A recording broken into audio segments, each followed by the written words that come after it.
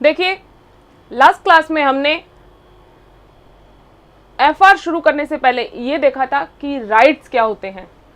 तो जितना हमने क्लास में डिस्कस किया था, मेरे अकॉर्डिंग सबको ये समझ में आ गया होगा कि राइट्स क्या होते हैं।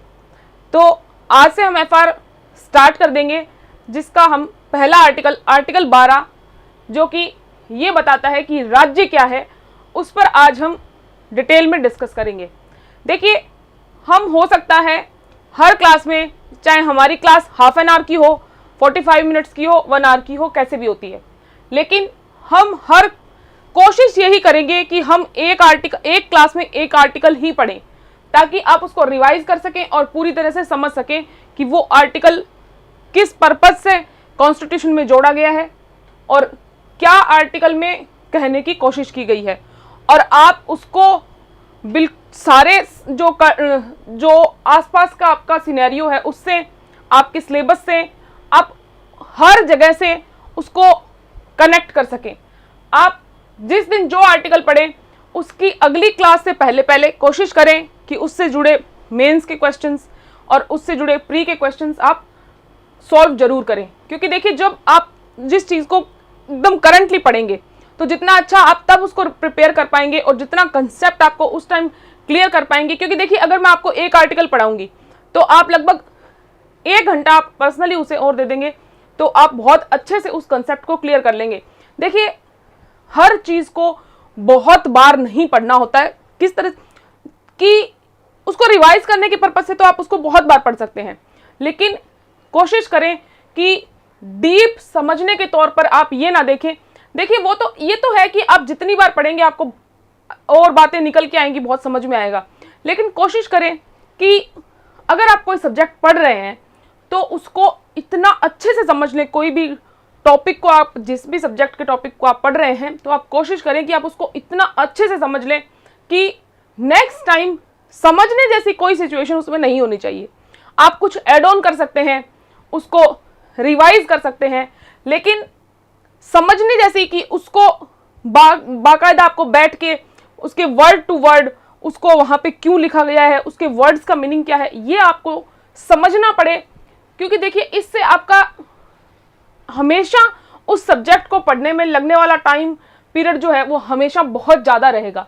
इसलिए जब भी आप किसी सब्जेक्ट को पहली बार पढ़ें, और या फिर जब भी नया पढ़ना शुरू करें कि आपने चलो 1-2 बार पीछे पढ़ा उसमें नहीं पढ़ा ध्यान से, तो कोशिश करें कि आप बहुत उसको डायनामिक तरीके से और बहुत कंप्लीट वे में पढ़ें कि उसके बाद में समझने जैसा उसमें कुछ नहीं बचना चाहिए।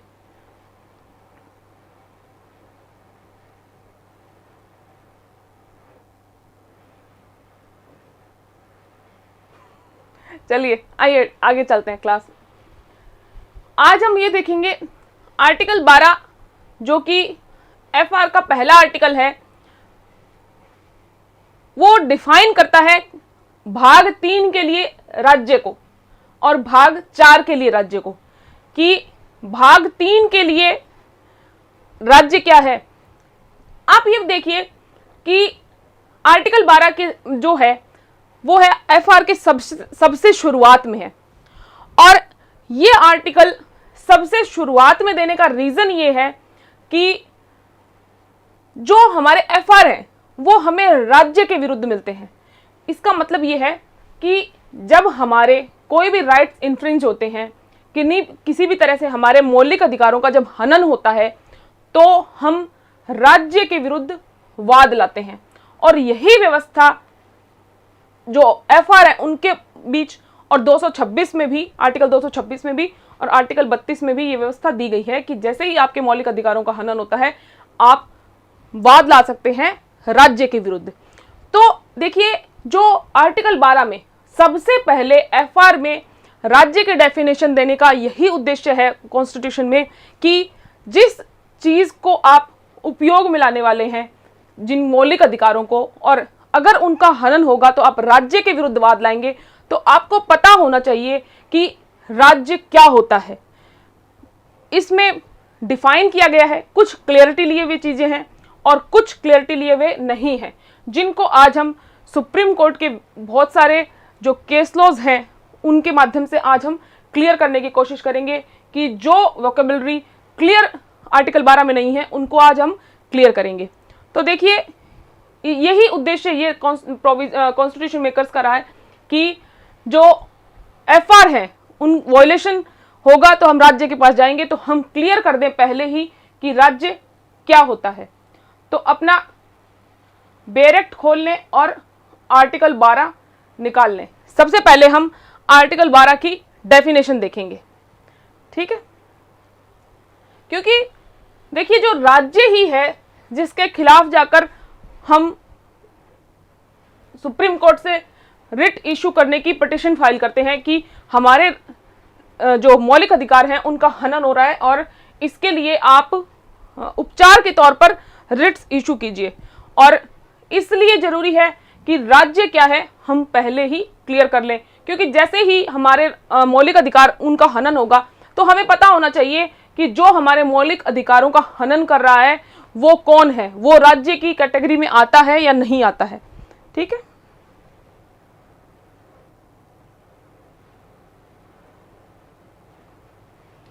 आइए देखिए इस भाग में जब तक कि संदर्भ से अन्यथा अपेक्षित न हो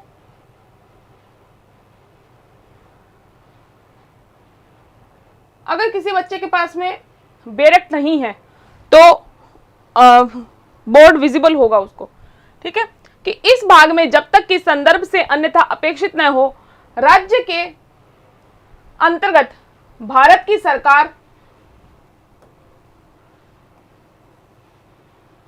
सरकार और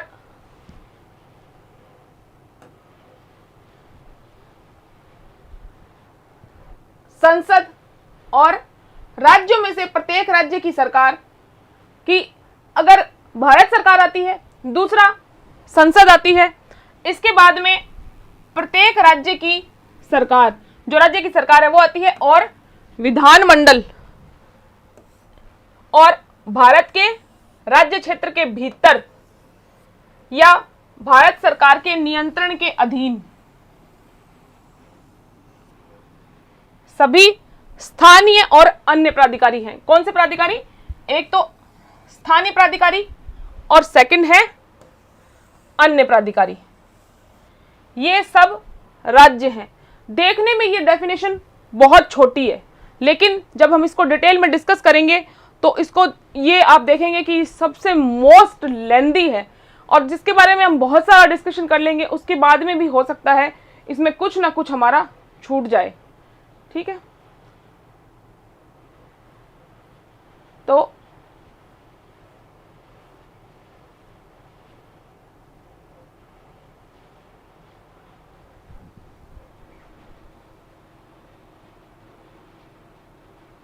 आ जाइए,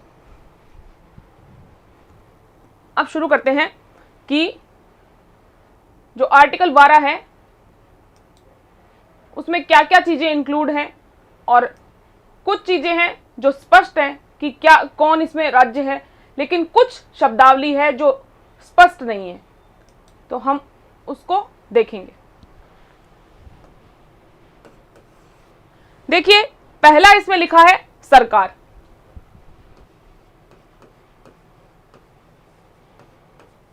सरकार कहां की?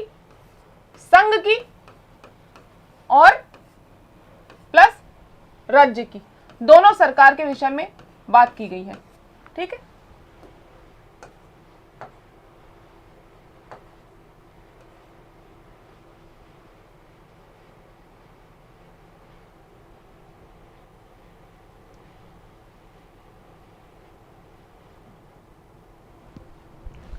इसके अलावा संसद और राज्य विधानमंडल। सेकंड क्या है? संसद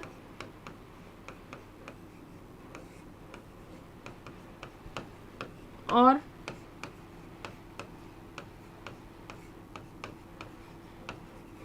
राज्य विधान मंडल।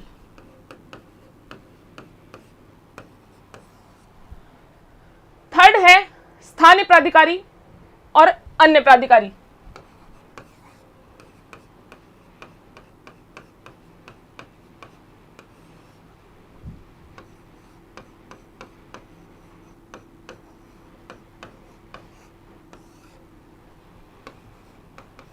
और अन्य प्राधिकार। और आप एक चीज देखेंगे कि ये लिखा हुआ है कि भारत के क्षेत्र और भारत सरकार के नियंत्रण, दो शब्दावली और दी हुई है इसमें। भारत के क्षेत्र और भारत सरकार के नियंत्रण के अधीन। भारत सरकार के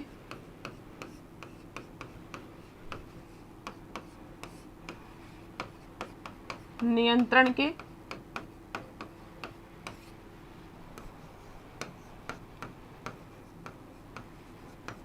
अधीन। अब ये 6 शब्दावली जो दी हुई है, इनको हम समझते हुए आगे क्लास में सारा डिस्कशन इन पे सेंटर्ड रहेंगे। और जो ये वाले राज्य की डेफिनेशन है, आप इस बात को ध्यान रखें कि ये सिर्फ पार्ट 3 और पार्ट 4 के लिए है। इसके अलावा और जो डेफिनेशन है वो सारी अलग से डिफाइन कॉन्स्टिट्यूशन में की हुई है। ठीक है, देखिए सबसे पहले आता है सरकार, जिसमें क्या चीजें, सरकार कौन किसको मिलकर बनती है? संसद। और संसद में कौन कौन होगा? भारत के राष्ट्रपति, और संसद का निचला सदन मींस लोकसभा, और ऊपरी सदन मतलब राज्यसभा। ये कौन होगी? संसद।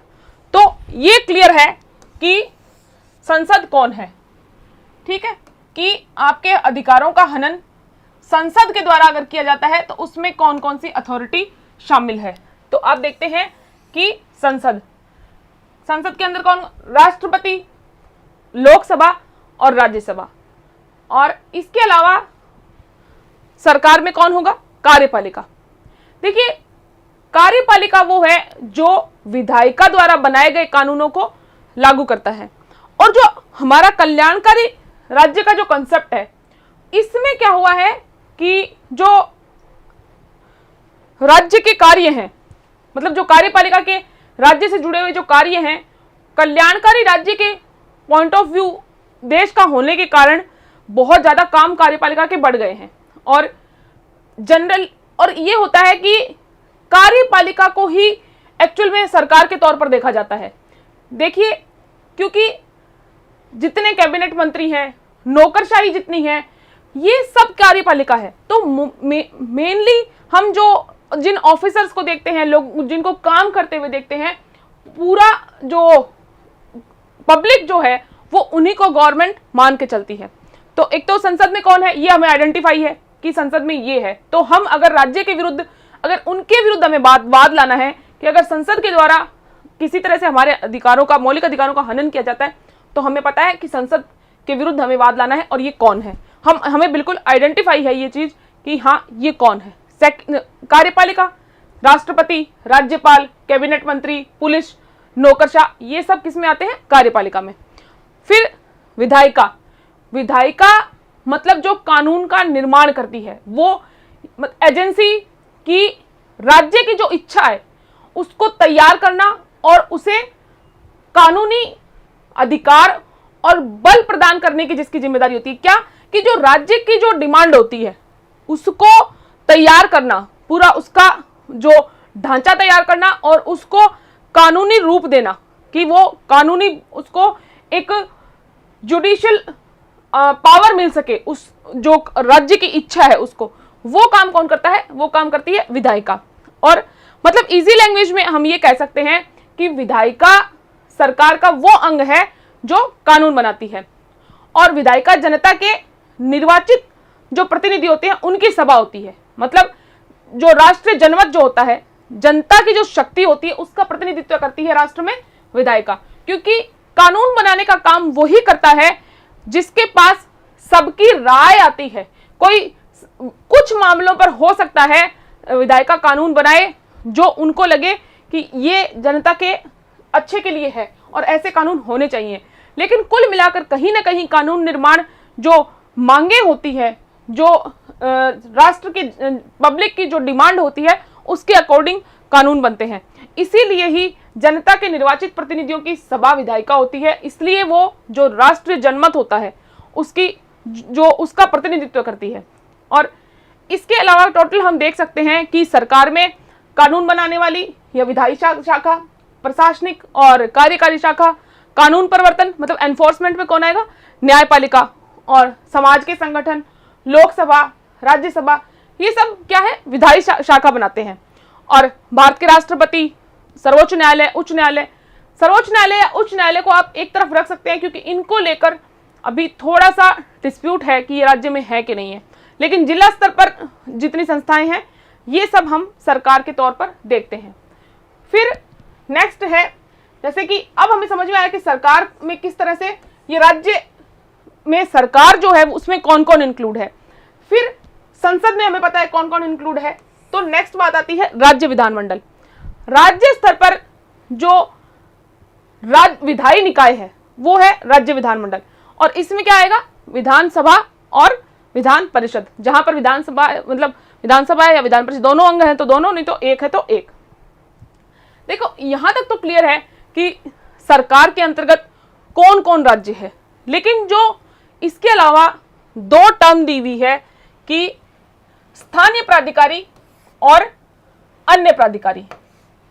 देखिए कौन सा स्थानीय प्राधिकारी राज्य है या फिर कौन सा अन्य प्राधिकारी राज्य है, क्योंकि देखिए अगर किसी स्थानीय प्राधिकरण ने आपके मौलिक अधिकारों का हनन किया तो कोई भी स्थानीय प्राधिकरण है वो, पहली बात तो हमें यह पता होना चाहिए कि स्थानीय प्राधिकरण का मीनिंग क्या होता है। ठीक है, तो इसको समझने के लिए स्थानीय प्राधिकरण जो टर्म है इसको समझने के लिए जरूरी है कि सबसे पहले हम इस प्राधिकरण टर्म को समझे कि प्राधिकरण क्या होते हैं।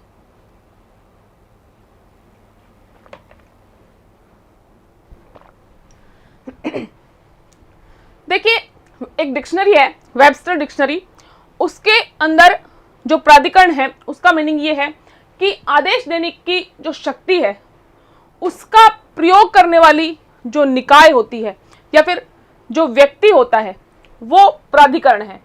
और आर्टिकल 12 के पर्पज से प्राधिकरण का अर्थ ये है कि जिसके पास में आदेश, विनिमय या फिर उपनियम, अधिसूचना आदि बनाने की, ये सब बनाने की जो पावर है जिसके पास होती है वो प्राधिकरण शब्द के अंतर्गत आता है। ठीक है, अब नेक्स्ट है कि अगर हम प्राधिकरण का अर्थ समझ लेते हैं कि अगर किसी के पास में आदेश, विनियम या फिर उपनियम या फिर कोई नोटिफिकेशन ये सब जारी करने की पावर्स हैं तो वो प्राधिकरण के तहत आता है। तो अब नेक्स्ट जो ये स्थानीय वर्ड जुड़ा है इसको क्लियर करते हुए देखेंगे कि स्थानीय प्राधिकरण क्या होता है।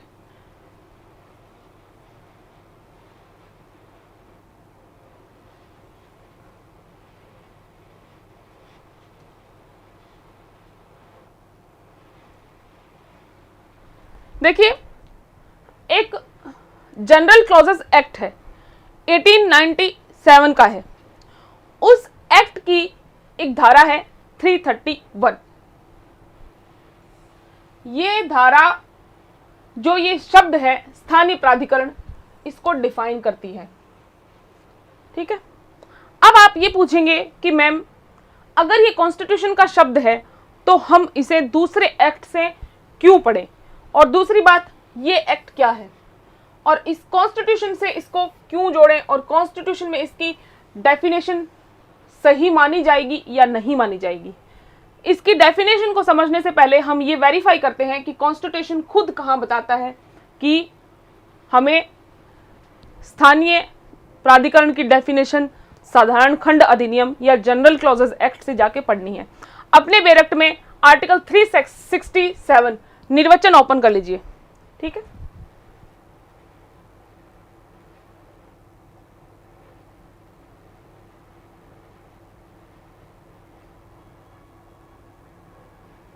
मैश्रीबा जी अभी बताइए कि अभी दिख रहा है सब?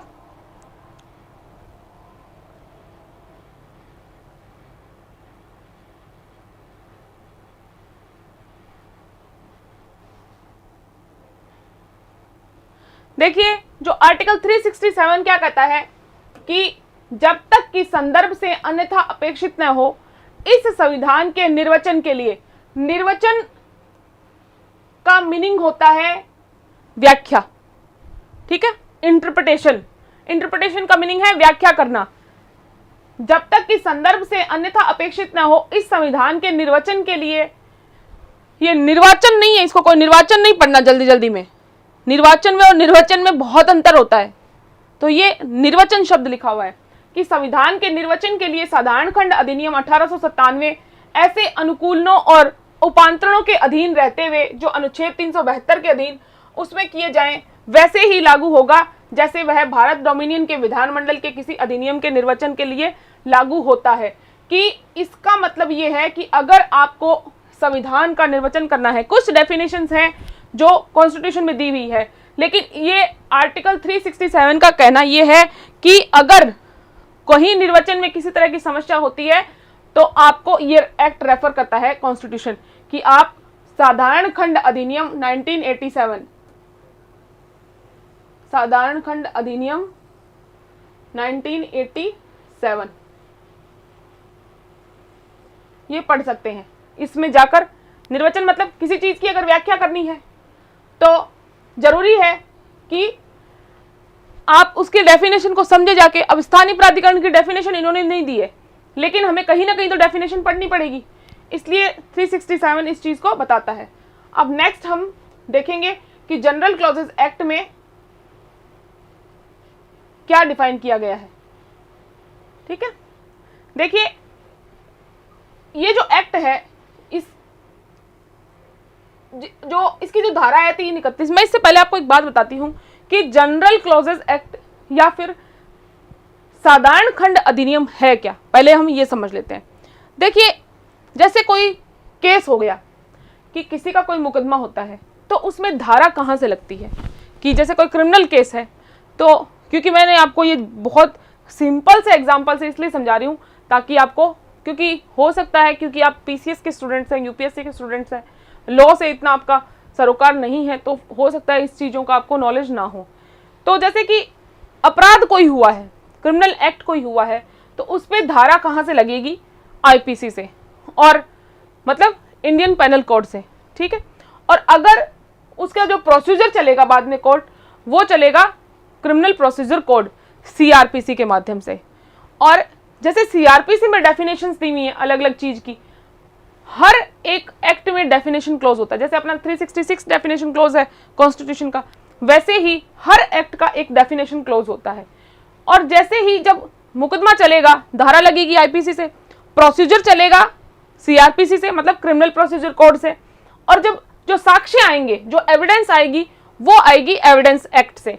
तो जब हमें कोई चीज की दिक्कत होती है तो हम इन एक्ट के पास जाते हैं कि हाँ हमारे, जैसे कि इसको थोड़ा सा अच्छे से समझते हैं कि मेरे घर पे ताला लगा था और कोई आया और ताला तोड़कर मेरा ये सामान लेकर चला गया, ये हम एफआईआर करवाने जाते हैं थाने में।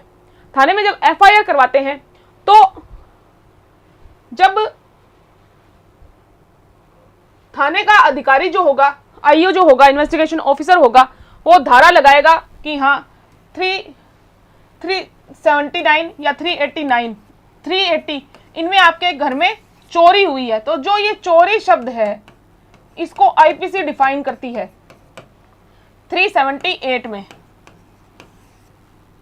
ठीक है, ये इसकी धारा है। ये फिर धारा में फिर जो पनिशमेंट का जो सेक्शन होता है हमेशा वो लगता है, जिसमें डेफिनेशन होती है वो सेक्शन नहीं लगता, जिसमें पनिशमेंट होता है वो सेक्शन लगता है।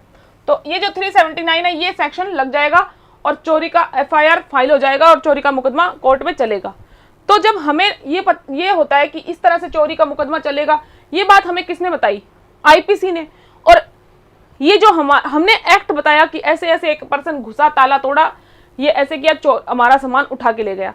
तो जिस तरह से आईपीसी ने चोरी को डिफाइन किया, लेकिन जब कोई जैसे कि चेक बाउंस हो गया किसी का, तो हम कहां जाएंगे, एनआई एक्ट में। एनआई एक्ट एक नेगोशिएबल इंस्ट्रूमेंट एक्ट होता है, पर क्रम में लिखित अधिनियम, हिंदी में थोड़ा सा मुझे परेशानी, प्रक्रम में लिखित अधिनियम, नेगोशिएबल इंस्ट्रूमेंट एक्ट।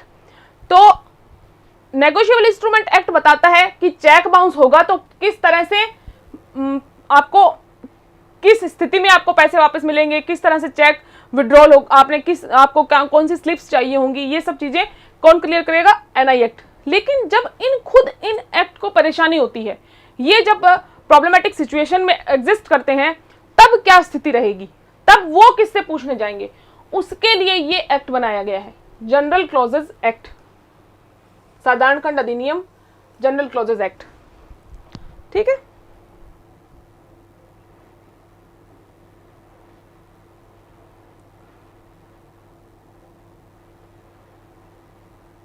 देखिए बेटा, आपका पहली बात तो क्वेश्चन नहीं है, आपने ये बोला है कि 36 में भी है, तो 36 वाले राज्य की डेफिनेशन आप पढ़ेंगे और इस राज्य की डेफिनेशन आप पढ़ेंगे तो उसमें कोई डिफरेंस नहीं है।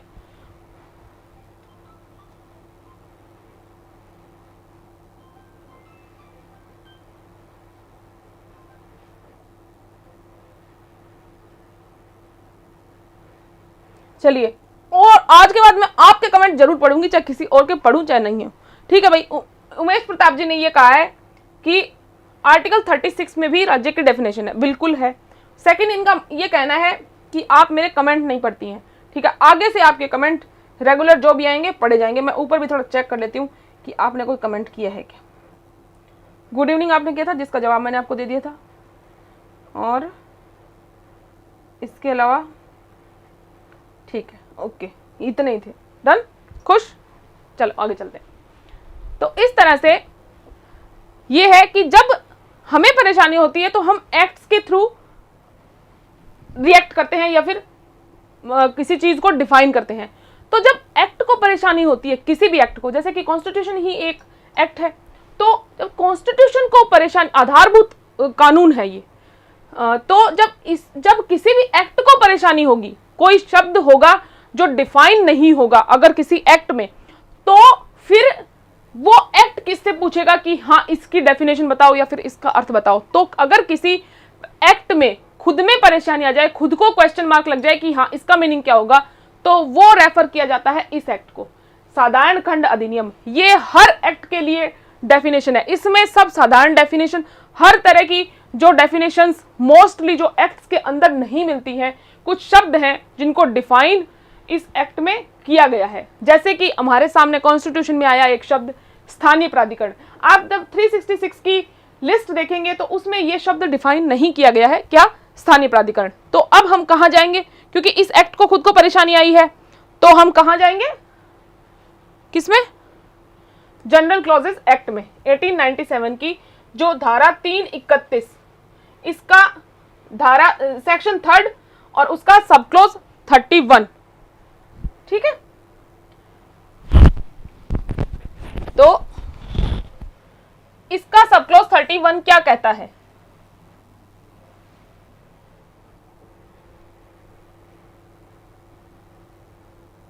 चलिए आगे चलिए। देखिए, कई बार क्या होता है, हम बहुत छोटी छोटी बातों को है ना दिल से लगा लेते हैं, क्योंकि मैं खुद भी इस टाइप की इंसान हूं, तो मैं नहीं चाहती हूं कि कोई भी बच्चा इस तरह से किसी चीज को फील करे। तो बेटा, अगर आपने ये बोला कि आप मेरा कमेंट नहीं पढ़ती है, मेरा आंसर नहीं करती है, और इसके आपको आंसर में मैंने अगर ये बात बोली है कि अब मैं आपको आपका कमेंट पढ़ूंगी, आपके आंसर भी दूंगी, तो इस बात को भी ऐसे बहुत नेगेटिव वे में नहीं सोचना है कि मैम ने ऐसे बोल दिया ऐसे बोल दिया। आप सब मेरे बच्चे हैं, तो सब खुश रहें, ये मेरे लिए बहुत मैंडेटरी है। ठीक है, चलिए आगे डिस्कस करते हैं कि साधारण खंड अधिनियम की जो इसका सेक्शन 3 है, उसका सब क्लॉज 31 है, वो डिफाइन करता है किसको? स्थानीय प्राधिकरण को। हालांकि कोई बहुत ज्यादा क्लियरिटी लिए हुए डेफिनेशन नहीं है। ठीक है, कि स्थानीय प्राधिकरण का अर्थ एक नगरपालिका समिति, जिला बोर्ड, आयुक्त, कमिश्नर का निकाय या अन्य प्राधिकारी होगा। इसमें क्या क्या बताया है कि स्थानीय प्राधिकरण का अर्थ क्या है कि या एक तो नगरपालिका आएगी, कि नगरपालिका समिति इसमें आएगी स्थानीय प्राधिकरण के तौर पर। दूसरा है कि जिला बोर्ड आएगा, या और आयुक्त कमिश्नर आएगा स्थानीय प्राधिकरण में, उसका निकाय आएगा, या अन्य प्राधिकारी। जो अन्य प्राधिकारी कौन सा? जो नगरपालिका या स्थानीय निधि के नियंत्रण या प्रबंधन का वैध रूप से हकदार है। कौन कौन आ रहे हैं कि इसमें आएगी नगरपालिका समिति, जिला बोर्ड, आयुक्त कमिश्नर का निकाय, या अन्य प्राधिकारी होगा जो, कोई अन्य प्राधिकारी कौन सा होगा, जो नगर पालिका या स्थानीय निधि के नियंत्रण या प्रबंधन का वैध रूप से हकदार है या जिले नियंत्रण या प्रबंधन सरकार द्वारा न्यस्त है, कि गवर्नमेंट के द्वारा वो इन निकायों के द्वारा चलाया जा रहा है, मतलब गवर्नमेंट के द्वारा या फिर जिले नियंत्रण या प्रबंधन सरकार द्वारा उसका किया जा रहा है। तो कुल मिलाकर ये डेफिनेशन इसमें दी हुई है।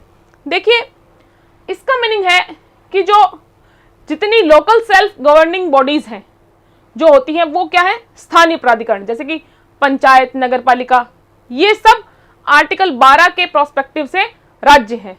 ठीक है, और इस डेफिनेशन को हम यहां क्यों पढ़ रहे हैं, इसका रीजन हमने 367 आर्टिकल 367 ऑफ कॉन्स्टिट्यूशन के साथ में क्लियर कर दिया है। ठीक है,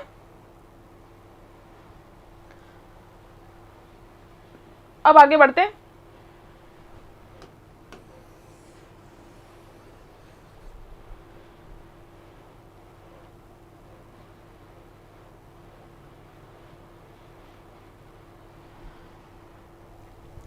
अब ये स्थानीय प्राधिकरण की जो डेफिनेशन है वो ये बताती है कि ये सब चीजें जो है, जो आपने ये देखी है ये लिस्ट, ये सब राज्य हैं, क्योंकि देखिए ये स्थानीय प्राधिकरण के तहत आते हैं।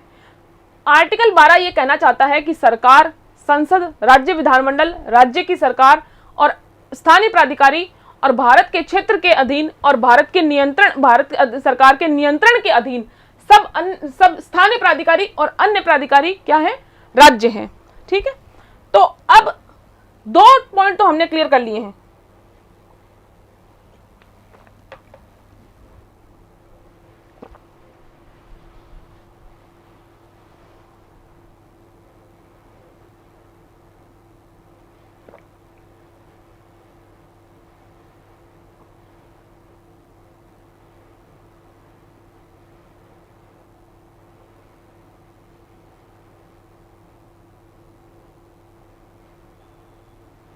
चलिए अब हम डिस्कस करते हैं कि स्थानीय प्राधिकरण में इसके अलावा क्या क्या शामिल हो सकता है। देखिए जो स्थानीय सरकार है या स्थानीय प्राधिकरण है उसमें स्थानीय स्वशासन जितना है, सेल्फ गवर्नमेंट जितना है, ग्राम प्रशासन के उद्देश्य से एक नगर निगम, सुधार ट्रस्ट या फिर जिला बोर्ड या फिर जितने निपटान प्राधिकरण हैं या फिर जितने इस टाइप की जितनी अथॉरिटीज हैं वो सब इसमें आती हैं। ठीक है, अब हम ये देखेंगे कि कौन से सुप्रीम कोर्ट के वाद रहे हैं जिनमें स्थानीय प्राधिकरण को परिभाषित करने की कोशिश की गई है। देखिए एक मोटा मोटी तौर पे हम ये समझ गए हैं कि स्थानीय प्राधिकरण जो शब्द है उसका अर्थ है कि जिन्हें किसी विधि, उपविधि, आदेश या अधिसूचना इनके निर्माण करने का और इनकी जारी करने की शक्ति होती है और इसके साथ में इनको प्रवर्तित करने की भी शक्ति होती है। देखिए विधि शब्द है, दूसरा उपविधि या आदेश या फिर कोई नोटिफिकेशन इनको बनाने का, और दूसरा इनको जारी करने की, प्रवर्तित करने की शक्ति इनके पास में होती है। ठीक है, तो और कोई किसी प्राधिकारी को ऐसी शक्ति प्राप्त है तो वह राज्य की परिभाषा में आएगा, क्योंकि अगर वह स्थानीय प्राधिकारी के वर्ड के अंतर्गत आता है तो वो राज्य की डेफिनेशन में आएगा, क्योंकि जो स्थानीय प्राधिकारी जो शब्द है वो किसके अंतर्गत आता है, राज्य के अंतर्गत, क्योंकि 12 ये कह रहा है कि कोई भी स्थानीय प्राधिकारी या अन्य प्राधिकारी वो राज्य हैं। तो अगर किसी के पास में इस तरह की पावर्स हैं कि वो कोई विधि बना सकता है, उपविधि बना सकता है, आदेश जारी कर सकता है या बना सकता है, अधिसूचना बना सकता है या जारी कर सकता है, ये सब पावर्स अगर किसी अथॉरिटी के पास में है तो वो क्या होगा, राज्य स्थानीय प्राधिकरण की डेफिनेशन में आएगा, और स्थानीय प्राधिकरण की डेफिनेशन में आने के कारण वो राज्य शब्द के अंतर्गत आएगा। और इसमें मोटा मोटी हमने क्या देखा कि नगर पालिकाएं, जिला बोर्ड, ग्राम पंचायत, पंचायत समिति, इंप्रूवमेंट ट्रस्ट, समझौता बोर्ड, ये सब संस्थाएं इसमें आती है। देखिए इस डायनेमिक नेचर जो है आर्टिकल 12 को, इसको ध्यान में रखते हुए हम अब जो अन्य प्राधिकारी है उसको डिफाइन करते हैं।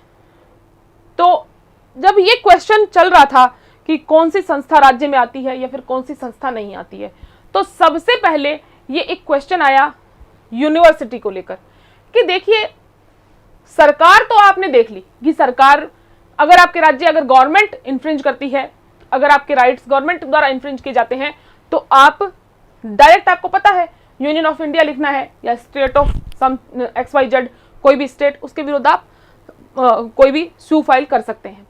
ठीक है, तो अब मुद्दा ये है कि और भी ऐसी संस्थाएं हैं जो हमारे अधिकारों का, मौलिक अधिकारों का हनन कर सकती हैं। तो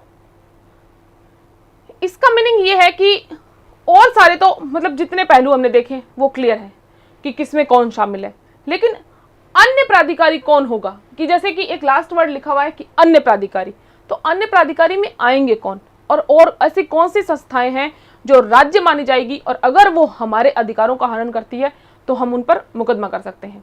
कि देखिए कि कोई संस्था राज्य है या नहीं, ये डिसाइड करने की जरूरत हमेशा इसलिए पड़ती है क्योंकि जिस अथॉरिटी के खिलाफ आप खड़े हैं, क्या वो अन्य प्राधिकरण के तहत, क्योंकि देखिए और तो सब क्लियर है, लेकिन बचा क्या है, अन्य प्राधिकरण। स्थानीय प्राधिकरण समझ में आ गया, और संसद, राज्य विधानमंडल, लोकसभा, राज्यसभा सब समझ में आ गए, लेकिन जो अन्य प्राधिकरण है, अन्य प्राधिकरण लिखा है तो मतलब कोई ना कोई संस्थाएं ही होगी इसमें, जो अगर आपके राइट इन्फ्रिंज करती हैं तो आप केस कर सकते हैं। तो अगर आप किसी संस्था के खिलाफ खड़े हैं तो क्या वो राज्य के तहत आती है, क्या वो आर्टिकल 12 के अन्य प्राधिकरण के तहत आता है क्या? तो इसलिए ये डिसाइड करने की कोर्ट को जरूरत पड़ी कि कौन राज्य में आता है और कौन राज्य में नहीं आता है। देखिए, आर्टिकल 12 का जो ये शब्द है अन्य प्राधिकरण, ये स्पेसिफिक कहीं भी डिफाइन नहीं किया गया है, ना ही तो संविधान में और ना ही इस जनरल क्लॉजेस एक्ट में, और न ही भारत के किसी और कानून में।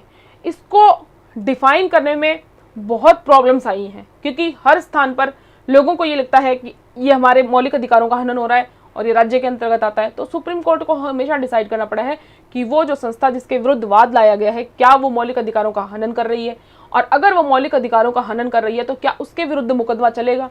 क्योंकि मुकदमा चलेगा या नहीं चलेगा मौलिक अधिकारों के हनन के तौर पर, उसके लिए सुप्रीम कोर्ट को यह देखना पड़ता है कि वो राज्य है या नहीं है। क्योंकि अगर कोई संस्था राज्य है तब ही उसके विरुद्ध मौलिक अधिकारों के हनन का वाद लाया जा सकता है, अन्यथा वो वाद नहीं लाया जा सकता। इसलिए ये जो शब्द है अन्य प्राधिकरण, इसको डिफाइन करने में बहुत प्रॉब्लम्स आई हैं, और टाइम के साथ जो न्यायिक राय है वो हमेशा बदलती रही है। तो जो सरकार के कार्य या जो होते हैं वो या तो सरकारी विभागों और अधिकारियों द्वारा, या फिर विभागीय ढांचे के बाहर जितनी स्वायत्त निकाय हैं उनके माध्यम से कि वो गवर्नमेंट अपने काम करती है। तो ये जितनी जो निकाय है या फिर जितनी कंपनी है या जितने निगम हैं, ये सब इसमें शामिल हो सकते हैं। क्योंकि देखिए, जब गवर्नमेंट आप किसी के थ्रू काम करती है तो वो भी काम तो राज्य ही कर रहा है, तो वो राज्य के अंतर्गत आ सकती हैं।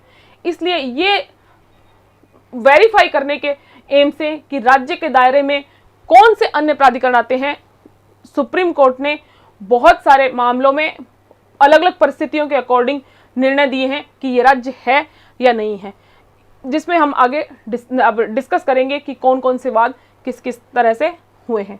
तो देखिए, जैसे कि विश्वविद्यालय को लेकर पहला वाद आया कि विश्वविद्यालय क्या है, राज्य है या नहीं।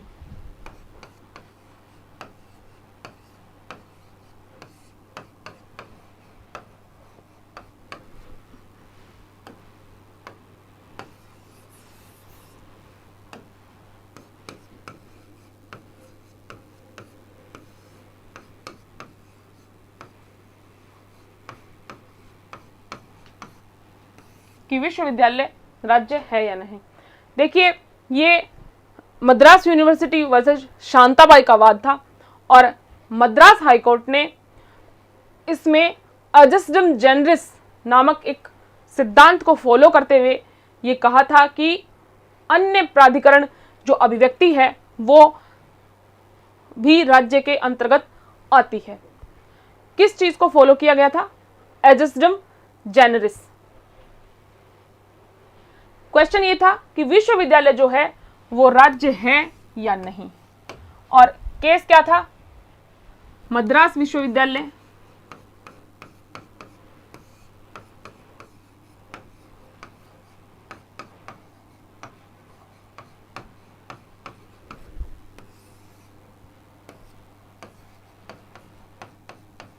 मद्रास विश्वविद्यालय का यह वाद था कि शांताबाई के साथ हुआ था कि कोई ये वाद मुकदमा जो था वो इस विवाद से रिलेटेड था कि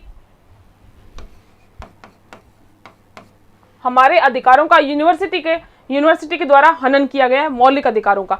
तो सुप्रीम कोर्ट को यह डिसाइड करना था कि क्या जो यूनिवर्सिटी है वो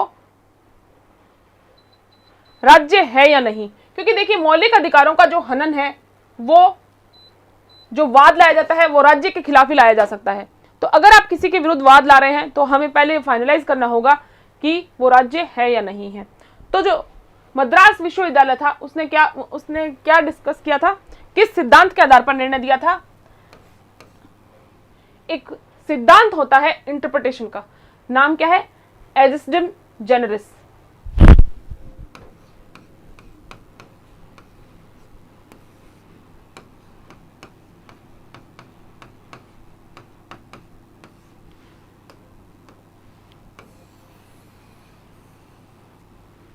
ये एक लैटिन टर्म है एजिस्डम जेनरिस, जिसका मीनिंग होता है सजाती का नियम।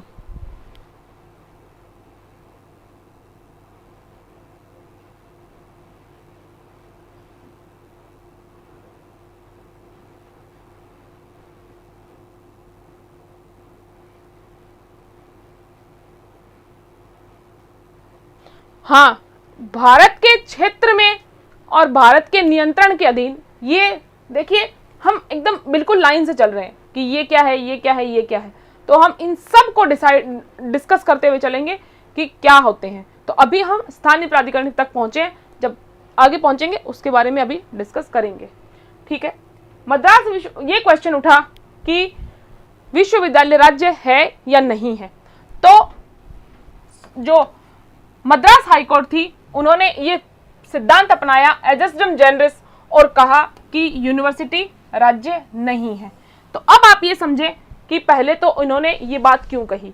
देखिए मद्रास हाईकोर्ट का ये कहना था कि जो यूनिवर्सिटी है वो सरकारी या संप्रभु कार्य नहीं करती है। क्या नहीं करती है कि अन्य प्राधिकरण की, इसमें केवल वही प्राधिकरण आते हैं या फिर इस अभिव्यक्ति के साथ कोई भी जो प्राधिकरण आते हैं जो सरकारी या संप्रभु कार्य करते हैं।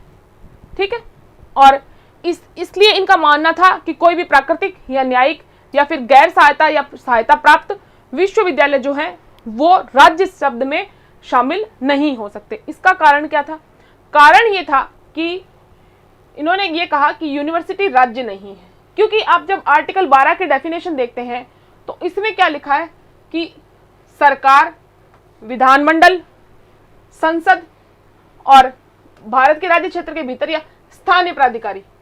तो कोर्ट का ये मानना था कि ये सब संप्रभु हैं। देखिए कि सरकार जितनी है, विधानमंडल जितने हैं, ये क्या करते हैं, सरकारी काम करते हैं। देखिए बात को बिल्कुल अटेंटिव होकर सुनना है ताकि आपको समझ में आए कि कोर्ट क्या कहना चाहती थी। कोर्ट ने क्या कहा कि यूनिवर्सिटी राज्य नहीं है, और इसका रीजन क्या बताया कि जो पीछे शब्द दिए हुए, एक काम करते हैं, सबसे पहले जो आधार था यूनिवर्सिटी न मानने का, को राज्य न मानने का, उसके पीछे आधार ये था। एक बार इस सब को छोड़िए और आप सबसे पहले एक सजाती का नियम या एजिस्डम जेनरिस जो शब्द है उसको समझते हैं। ठीक है, फिर हम इस केस पे आएंगे।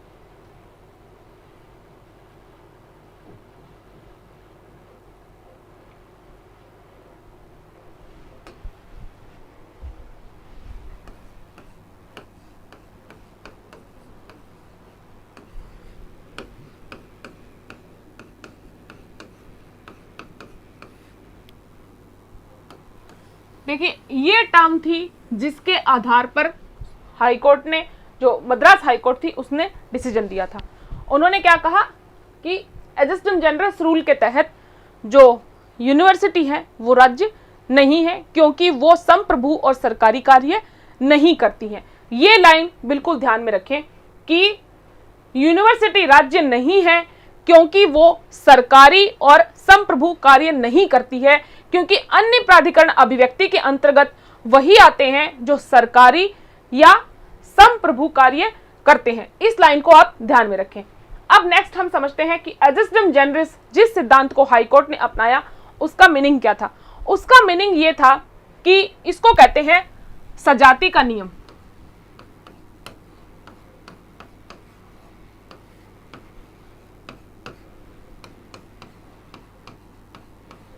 देखिए हम बहुत डिटेल में डिस्कस कर रहे हैं, लेकिन मेरी कोशिश ये है कि आपको किसी तरह का इफ बट नहीं बचना चाहिए कॉन्स्टिट्यूशन। किसी को ऐसा तो नहीं है कि बहुत बोरिंग लग रहा हो पढ़ना कि मैडम कहाँ क्या क्या पढ़ा डाले हो। सबको समझ में तो आ रहा है ना बेटा? अभी तक जितना पढ़ा है वो समझ में आया कि बताओ? बीच में 2 मिनट आपको थोड़ा सा बातचीत कर लेते हैं ताकि आगे का जो डिस्कशन है, क्योंकि अब आगे थोड़ा सा टिपिकल रहेगा तो आपको समझ में आए।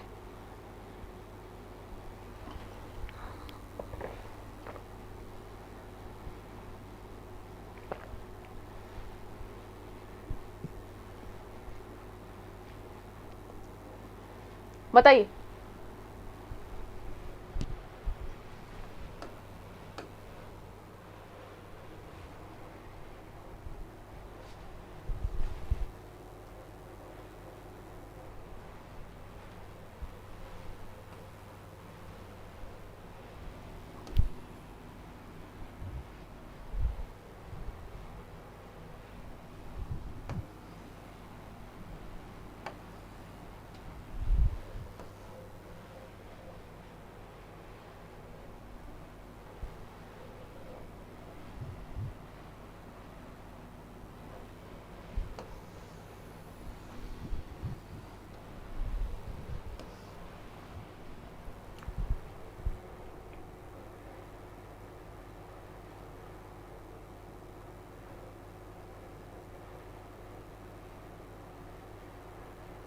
इसके बाद में उज्जमाबाई वर्सेस स्टेट ऑफ यूपी आया था, उसमें बाद में मान लिया था राज्य। अभी डिस्कस करते हैं, थोड़ा सुकून से पढ़ना है। अभी क्या था? सजातीय अर्थान्वयन से संबंधित वाद। कि सजातीय अर्थान्वयन क्या होता है? देखिए एक एक्ट होता है इंटरप्रिटेशन, निर्वचन। उसका मतलब ये होता है कि जो कानून बनते हैं उनकी व्याख्या करना। ठीक, सीधी सी ये बात है कि एक निर्वचन अधिनियम, निर्वचन होता है, निर्वचन एक सब्जेक्ट है। Interpretation, interpretation of statutes means कि संविधियों का निर्वचन। जो ये जितनी भी विधियां बनती है उनको वो निर्वचन करते हैं, उनकी व्याख्या करते हैं कि वो क्या कहना चाहती हैं, जिसमें अलग अलग रूल्स होते हैं। ग्रामेटिकल रूल होता है और ये गोल्डन रूल होता है और हेडन रूल या फिर मिस्चिफ रूल। ऐसे करके कर कानूनों का अर्थान्वयन अलग होता है, दंड कानूनों का अर्थान्वयन अलग होता है। उसी में से एक रूल है एजिस्टम जनरस, जिसे कहते हैं सजातीय अर्थान्वयन, सजाती का नियम। इसका मीनिंग ये है कि पहले हम इसको एक इजी से एग्जांपल से समझ लेते हैं ताकि आपको समझ में आए। जैसे मैंने कुछ शब्द लिखे कि ट्रेन, बस,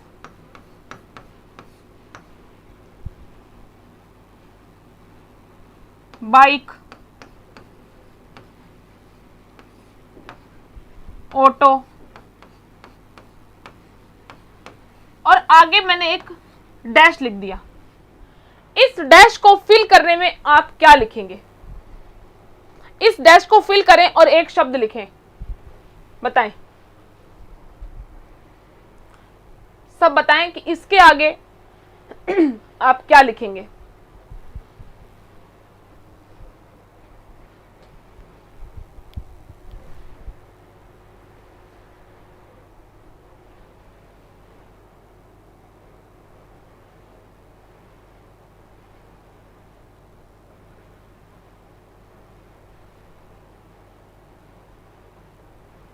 बताइए।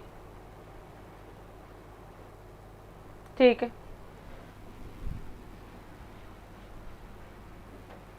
महेश्वरी बाजी का कहना है प्लेन।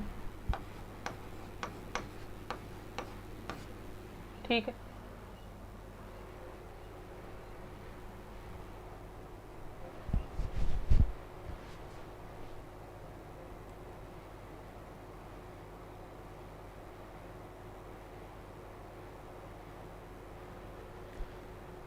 एरोप्लेन। ठीक है, इसका कुल मिला के मानना यह है कि आपने क्या इनके अकॉर्डिंग ही तो आगे शब्द जोड़ा, क्योंकि ये सब क्या थे, व्हीकल्स थे। तो इन जब इनके आगे डैश है, डैश का प्रयोग किया गया है, तो ये सब क्या है, व्हीकल्स हैं। तो सजाती का नियम ये कहता है कि पीछे कुछ शब्दों का जब प्रयोग किया गया हो तो उसके बाद आदि शब्द का या फिर कुछ भी शब्द का प्रयोग किया गया हो तो उसके पीछे जैसे ही शब्दों का प्रयोग किया जाता है। सामंड ने एक बहुत, जो थिंकर थे सामंड, उन्होंने एक बहुत ही फनी एग्जांपल इसका दिया है कि एक हस्बैंड से उसकी वाइफ पूछती है कि क्या वो बाजार जाकर कुछ कोरिएंडर पाउडर, ब्रेड और बटर या फिर इस तरह की चीजें क्या वो मार्केट से ले आए, उसको पैसे चाहिए। तो उसका हस्बैंड बोलता है हाँ, ये वो अपना कार्ड दे देता है और बोलता है कि हाँ तुम सामान ले आओ। और वाइफ जब सामान लाती है तो कुछ चीजों के साथ में वो एक साड़ी भी ले आती है। क्या करती है, साड़ी भी ले आती है। तो इसका मतलब ये है, मेरे मन से नहीं होगा, मन से नहीं है, ये रूल है, रूल के अकॉर्डिंग लिखना पड़ता है। तो जब वो समन ने ये कहा है तो वो अपनी वाइफ से पूछता है कि तुमने साड़ी क्यों खरीद ली। तो उसकी वाइफ का कहना था कि तुमने मुझे कार्ड दिया था और तुमने मुझे कहा था बाजार जाके सामान ले आओ, तो मैं ले आई, साड़ी भी ले आई। तो इसका सामन ने उस हस्बैंड ने ये कहा कि तुमने ये कहा था कि मैं cumin seeds, coriander powder, bread, butter ये सब लाने की तुमने बात की थी। तो इसके साथ में ETC ये था। तो इसके साथ में इसी तरह की ही चीजें इन्वॉल्व होती हैं, इसी तरह की चीजें इंक्लूड होती हैं, ना कि साड़ी जो बिल्कुल ही एक अलग अलग वर्ग है।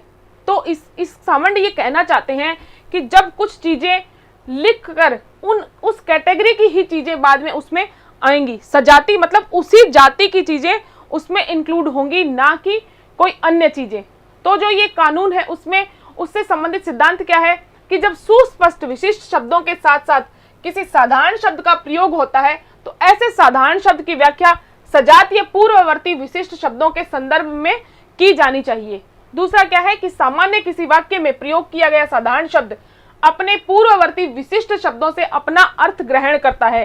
कि सामान्यतः किसी वाक्य में प्रयोग किया गया साधारण शब्द, कि अगर कोई साधारण शब्द है तो अपने पूर्ववर्ती की आदि शब्द लिखा है या फिर अन्य शब्द लिखा है तो इसके पीछे जो शब्द होंगे उनसे वो अपना अर्थ ग्रहण करेगा, कि इनसे ही वो अपना मीनिंग लेगा।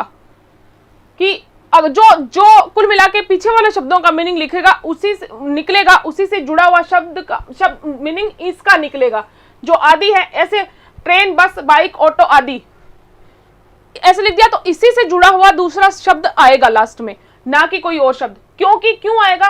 क्योंकि विधानमंडल से एक सुस्पष्ट विशिष्ट शब्दावली का प्रयोग करके, जो विधानमंडल है उसने एक सुस्पष्ट विशिष्ट शब्दावली का प्रयोग करके अपना आशय स्पष्ट कर दिया है कि विधानमंडल जब कानून बनाता है तो वो कुछ शब्द लिखकर लास्ट में जब आदि लिख देता है तो उससे जो पहले विधानमंडल ने शब्द प्रयोग किए हैं उनके माध्यम से उसने अर्थ स्पष्ट कर दिया है। तो इसलिए साधारण एवं निष्कर्ष देने वाले शब्द की व्याख्या स्वाभाविक अर्थ में ही करनी चाहिए। यदि पूर्ववर्ती प्रयोग में ली गई विशिष्ट शब्दावली सुस्पष्ट कोटि में नहीं आती है तो इस नियम को लागू नहीं किया जाएगा। ठीक है, ये बात क्लियर कि सजाती का नियम क्या है, ये सबको क्लियर। तो इसमें जो केस था मद्रास राज्य वर्सेस उज्जमा शांताबाई, उसमें ये कहा कि एजस्डम जनरस, ये इसलिए कहा क्योंकि मद्रास हाईकोर्ट ने कहा कि सजातीय नियम में ये नहीं आता है एजस्डम जनरस में, क्योंकि ये जो सब हैं वो एक कैटेगरी की चीजें हैं। क्या है?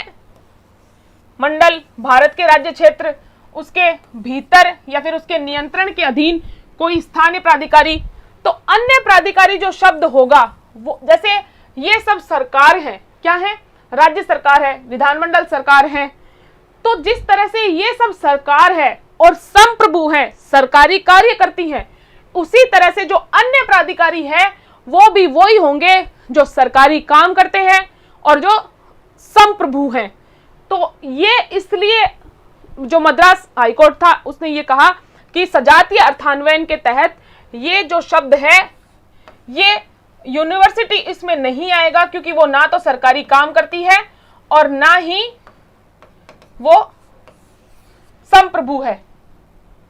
कानून उसके लिए कोई और भी बना सकता है, राज्य बना सकता है, तो ना तो वो संप्रभु है और ना ही वो सरकारी काम करती है। इसलिए जो अन्य प्राधिकारी शब्द है, क्योंकि इसमें लिखा हुआ है अन्य प्राधिकारी, तो जो पीछे जो शब्द लिखे हुए हैं, देखिए सजातीय अर्थान्वयन मैंने आपको इसीलिए समझाया है ताकि आप ये जो केस था वो समझ सके कि जो मद्रास विश्वविद्यालय वर्सेस शांतिबाई में एडजस्टम जनरस क्यों कहा गया था, कि इसके पीछे के जो शब्द हैं उनसे ये अन्य प्राधिकारी शब्द मेल, अन्य प्राधिकारी शब्द का अर्थ भी पीछे वाले शब्दों जैसा ही निकलेगा कि अगर पीछे वाली संसद अगर सरकारी संप्रभु है, सरकार है, और जो विधानमंडल है वो भी संप्रभु है, सब संप्रभु हैं, तो अन्य प्राधिकारी का भी सरकारी कार्य करना और संप्रभु होना जरूरी है।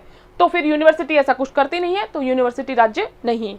इसके बाद में एक केस आता है, क्या, उज्जमाबाई वर्सेस स्टेट ऑफ यूपी।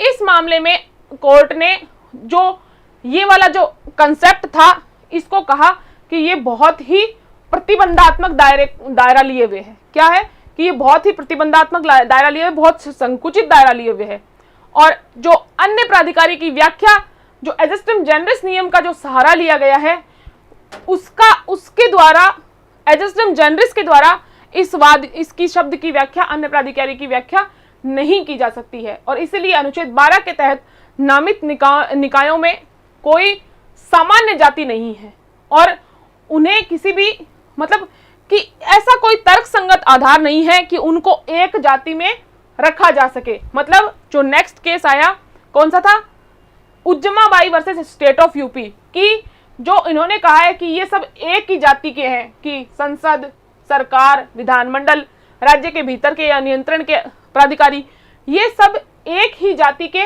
नहीं है, इसलिए ये बात नहीं कही जा सकती कि वो राज्य नहीं है, क्योंकि कोई जरूरी नहीं है कि ये सब एक ही कैटेगरी में आते हैं। ये सब अपनी अलग अलग कैटेगरी लिए हुए हैं और इनका सबका तर्कसंगत आधार है, तर्कसंगत आधार नहीं है कि इनको एक श्रेणी में, कोई भी ऐसे फैक्ट्स नहीं है जिनके माध्यम से इनको एक श्रेणी में रखा जा सके। तो आपने जो कहा है कि सजाती का नियम के तहत ये सब एक ही कैटेगरी में, और लास्ट वाले शब्द जो अन्य प्राधिकारी है उसका अर्थ भी इनके तहत ही निकलना चाहिए, तो ये बात सही नहीं है, क्योंकि ये पीछे वाले जो शब्द हैं वो अलग हैं और अन्य प्राधिकारी शब्द अलग हैं, जिसमें परिस्थितियां और तथ्य मायने रखते हैं कि डिसाइड होगा कि अन्य प्राधिकारी कौन होगा।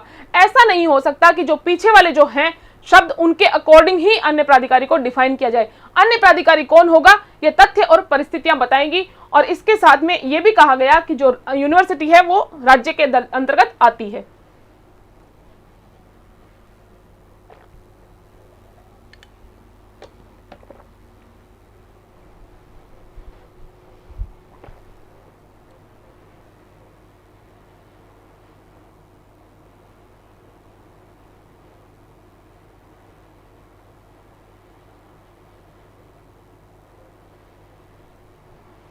चलिए नेक्स्ट आगे चलते हैं। इसके बाद में एक केस आया था राजस्थान बिजली बोर्ड वर्सेस मोहनलाल का। इस केस में इस वाद ने एक नया क्राइटेरिया मतलब बनाने का सोचा सुप्रीम कोर्ट ने कि कोई भी बॉडी अगर क्रिएट की गई है, देखिए कि अगर कोई भी संस्था, कोई भी बॉडी अगर क्रिएट की गई है तो वो किसी न किसी लॉ के अंतर्गत बनाई गई है या फिर कॉन्स्टिट्यूशन के अंतर्गत बनाई गई है, तो ये साफ है कि उसके पास बहुत सारे पावर्स होंगे। क्या केस का नाम क्या था? राजस्थान बिजली बोर्ड वर्सेस मोहनलाल। ठीक है, ये केस था और उसमें ये कोर्ट ने, ये सुप्रीम कोर्ट का ये मानना था कि कुछ ऐसा क्राइटेरिया बताया जाए जिसके माध्यम से फाइनलाइज किया जा सके कि कोई संस्था राज्य है या नहीं है, क्योंकि ये बहुत डिस्प्यूट वाला मैटर था कि कोई संस्था राज्य है या नहीं है। तो ये कोशिश की गई सुप्रीम कोर्ट के द्वारा कि कुछ मानक बता दिए जाएं कि कोई चीज राज्य है या नहीं है। तो इनका ये सुप्रीम कोर्ट का ये कहना था कि जब भी कोई बॉडी बनती है, कोई संस्था बनती है, तो वो या तो किसी लॉ के अंतर्गत बनती है या फिर वो कॉन्स्टिट्यूशन के अंतर्गत। तो साफ है कि बहुत सारे पावर्स लिए होंगी और उसके पास ये भी पावर होंगे कि वो एफआर को अफेक्ट कर सके। तो ये जरूरी है कि ऐसी बॉडी को अन्य प्राधिकरण के तहत राज्य माना जाए, ठीक है। और इस डिसीजन के अकॉर्डिंग मतलब जो यूनिवर्सिटी जो है उसको भी स्टेट माना गया इसमें फिर से, और जो राजस्थान बिजली बोर्ड था उसको भी इस वाद में स्टेट माना गया था कि सर्वोच्च न्यायालय ने यह कहा कि जो अन्य प्राधिकरण में संविधान या कानून द्वारा बनाए गए सभी प्राधिकरण इसमें शामिल होंगे, कि जिन्हें कानून के द्वारा जिस संस्था को शक्ति दी गई है, ठीक है, वो राज्य के अंतर्गत आता है।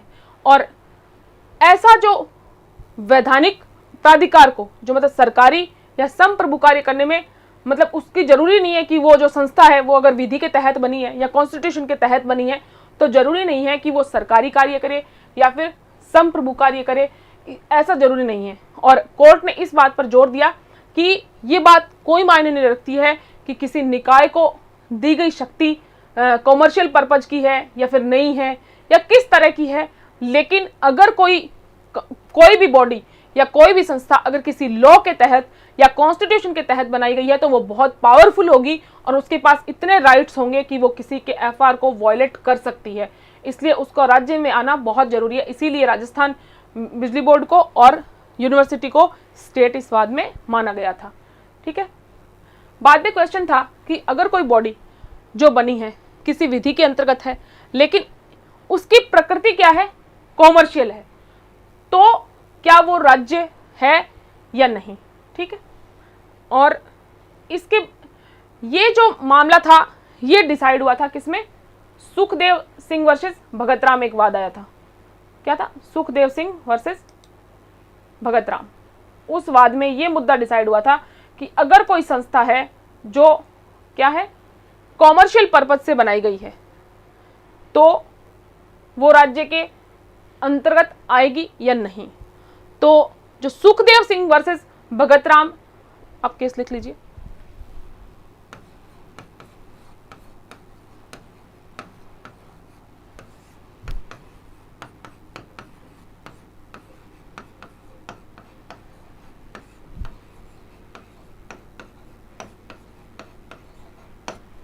ये वाद था क्योंकि जो राजस्थान बिजली बोर्ड वर्सेस मोहनलाल था उसमें ये डिसाइड कर दिया गया था कि अगर कोई गवर्नमेंट बॉडी है मतलब कोई ऐसी बॉडी है जो कॉन्स्टिट्यूशन के तहत या फिर विधि के तहत बनाई गई है तो वो इतना पावर लिए हुए है कि वो किसी के एफआर वायलेट कर सकती है, तो फाइनली वो राज्य होनी चाहिए। तो फिर ये बात सामने आई कि अगर कोई संस्था है वो कॉन्स्टिट्यूशन के तहत बनाई गई है चाहे किसी विधि के तहत बनाई गई है लेकिन उसका पर्पज क्या है, कॉमर्शियल पर्पज है, तो वो फिर क्योंकि देखिए अगर कोई ये साथ में जोड़ दिया गया कि सरकारी काम करे, संप्रभु है या नहीं है, सरकारी काम कर रही है या नहीं कर रही है जरूरी नहीं है, लेकिन अगर विधि या कॉन्स्टिट्यूशन के तहत बनी है तो उसके पास पावर ज्यादा है तो वो राज्य है।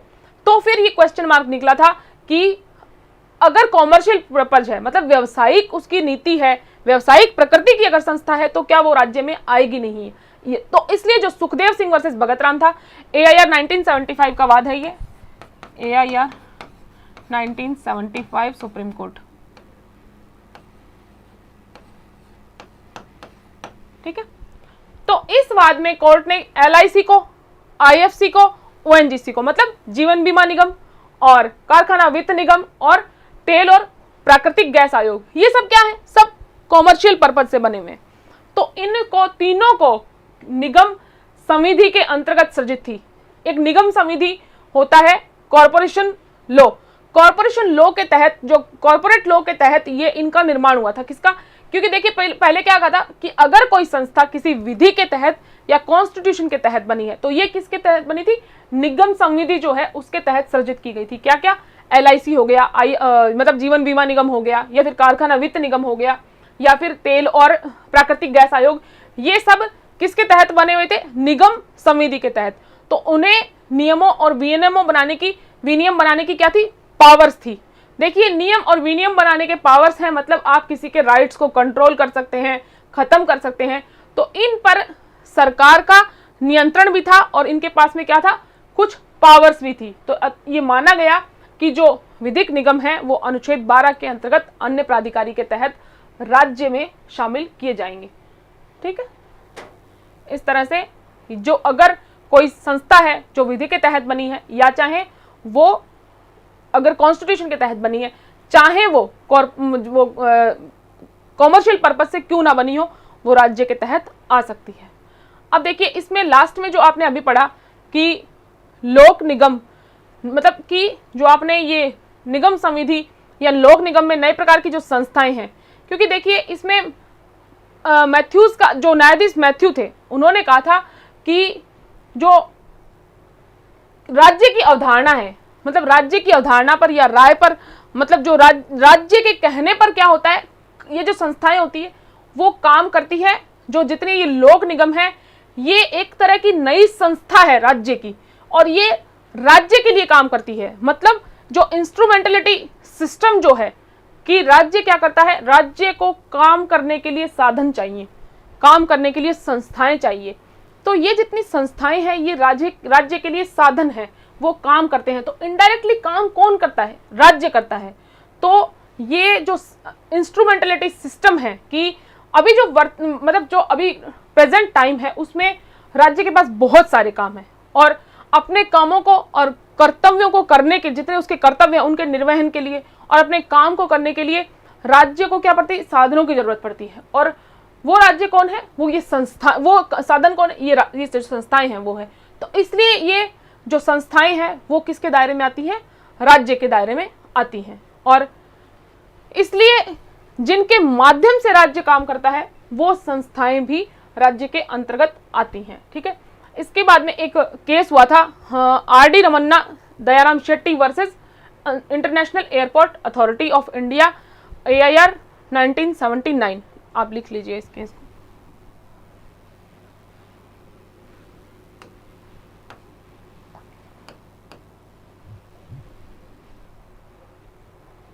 आर.डी. रमन्ना दयाराम शेट्टी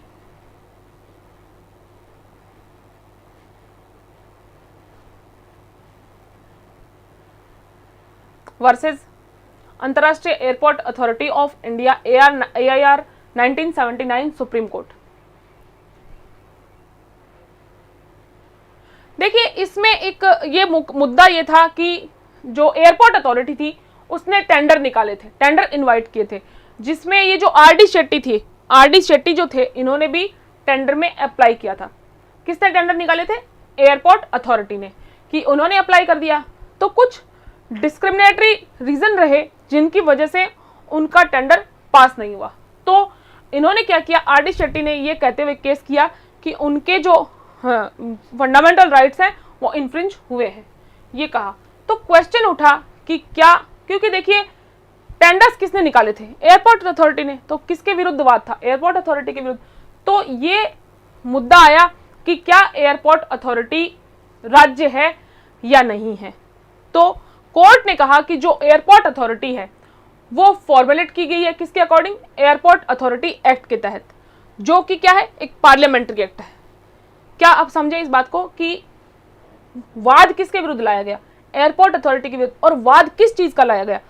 कि मौलिक अधिकारों का हनन हुआ है।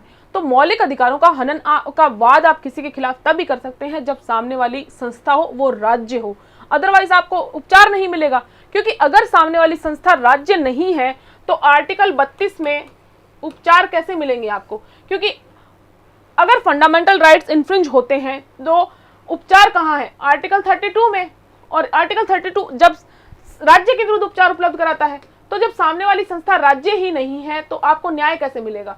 तो इसलिए जरूरी था कि ये कोर्ट ये डिसाइड करे। तो कोर्ट ने ये बताया, ये बोला, विचार दिए ये कि एयरपोर्ट अथॉरिटी जो है वो जो फॉर्मुलेट की गई है वो एयरपोर्ट अथॉरिटी एक्ट के तहत है, जो कि एक पार्लियामेंट्री एक्ट है। क्योंकि देखिए एयरपोर्ट अथॉरिटी एक्ट किसने बनाया? पार्लियामेंट ने। तो ये एक पार्लियामेंट्री एक्ट है। और उन्होंने ये भी ऑब्जर्व किया कि जो सेंट्रल गवर्नमेंट के पास बहुत सारे पावर्स थे जो वो इस बॉडी के ऊपर एक्सरसाइज कर रहे थे। मतलब गवर्नमेंट क्या कर रही थी, अपने पावर्स किसके थ्रू एक्सरसाइज कर रही थी, इस जो एयरपोर्ट अथॉरिटी एक्ट के तहत। तो सेंट्रल गवर्नमेंट के पास क्या क्या राइट्स थे, चेयरमैन बनाना, मेंबर्स अपॉइंट करना, और ये सब मतलब अपॉइंटमेंट का सारा काम किसके पास था, सेंट्रल गवर्नमेंट के पास था। और जो जितनी एयरपोर्ट अथॉरिटी की जितनी कैपिटल थी वो किसके द्वारा इन्वेस्टेड थी, सेंट्रल गवर्नमेंट के द्वारा। तो इसलिए कोर्ट ने ये फाइनलाइज किया कि जो एयरपोर्ट अथॉरिटी है वो राज्य है, और उन्होंने अगर अधिकारों का हनन किसी के किया है तो वो किस में आएगा, वो एयरपोर्ट अथॉरिटी राज्य के अधीन आएगा, और उसको देना वो आर्टिकल 32 के तहत सुप्रीम कोर्ट ने इसमें रिट्स जारी किए थे। ठीक, और एक वाद आया था Som Prakash Shekhi versus union of India. ये सारे वाद लिखकर आपको पीडीएफ में सेंड कर दूंगी ग्रुप में कि इनमें वाद में किस किस को राज्य माना गया था। ठीक है, लेकिन आप इसके डिस्कशन, क्योंकि डिस्कशन आपको मैं भेजूंगी नहीं, तो इसलिए जरूरी है कि आप इस चीज को देख लें, सुन लें, अच्छे से समझ लें कि किस वाद में क्या क्या डिसाइड हुआ था। देखिए, एक केस आया था Som Prakash Shekhi versus union of India. ये केस था 1981 का। सुप्रीम कोर्ट ने इसमें डिसीजन ये दिया था कि जो भारत पेट्रोलियम है, भारत पेट्रोलियम को राज्य माना था। तो क्योंकि जब तक ये प्रॉब्लम बहुत आ गई थी कि कौन राज्य है और कौन रही, तो एक स्पेसिफिक क्राइटेरिया देने की बहुत जरूरी थी कि आखिर किस बेस पर डिसाइड किया जाए कि कोई राज्य है या नहीं है। और ये जो वाद था Som Prakash Shekhi versus union of India 1981 supreme court का वाद है कि भारत पेट्रोलियम को इसमें राज्य माना गया था। कि मतलब भारत पेट्रोलियम क्या है, राज्य के तहत आता है। वो आपके राइट्स अगर इन्फ्रिंज करता है तो आप आर्टिकल 32 के तहत उपचार प्राप्त कर सकते हैं। तो इसमें ये क्राइटेरिया बताया गया कि कोई अथॉरिटी स्टेट है या नहीं, इसके आधार क्या क्या हो सकते हैं। तो पहला तो ये बताया गया कि फाइनेंशियल जो रिसोर्स, उस संस्था के जो फाइनेंशियल रिसोर्सेज जो हैं वो गवर्नमेंट ने दिए हैं, और वो उसकी चीफ फंडिंग है। मतलब कि उसकी पूरी जो मुख्य जो पूंजी जो है वो क्या गवर्नमेंट ने दी है, तो वो संस्था क्या है, वो राज्य में अंतर्गत आएगी। और दूसरा ये है कि उसका जो फंक्शनल कैरेक्टर है, मतलब जो उसकी जो कार्यकारी जो प्रकृति है जो है वो क्या होनी चाहिए, शासकीय होनी चाहिए, शासकीय प्रकृति की वो संस्था होनी चाहिए। और तीसरा ये है कि उस संस्था का एब्सोल्यूट कंट्रोल गवर्नमेंट के पास होना चाहिए। और चौथा ये था कि उसकी प्रायर हिस्ट्री ये होनी चाहिए कि वो ये काम जो ये संस्था अब कर रही है, ये काम पहले गवर्नमेंट के द्वारा किया जा रहा था। और इसके अलावा कुछ पावर्स गवर्नमेंट के उस अथॉरिटी के पास भी, उस बॉडी के पास भी अथॉरिटी होनी चाहिए। ठीक है, इस तरह से इस भारत पेट्रोलियम को इस वाद में राज्य के अंतर्गत माना गया था। तो देखिए, आपने इस पूरे डिस्कशन में ये देखा कि भारत पेट्रोलियम हो गए, LIC हो गए, ONGC हो गए, इन सब को राज्य माना गया। क्योंकि देखिए, अगर ये कोई भी गड़बड़ करते हैं तो अगर इनको डिक्लेरेशन बहुत जरूरी था कि ये राज्य हैं या नहीं है, इसलिए ये सब चीजें डिसाइड की गई थी। अब नेक्स्ट हम आते हैं कि जो भारत का क्षेत्र जो शब्द प्रयोग किया गया है वो,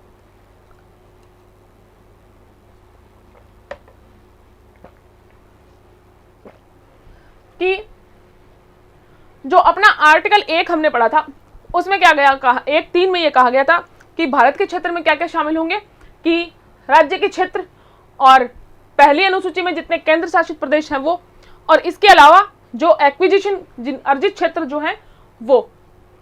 तो एक वाद आया था मस्तान साहिब वर्सेस मुख्य आयुक्त, मस्तान साहिब वर्सेस मुख्य आयुक्त ऑफ इलाहाबाद।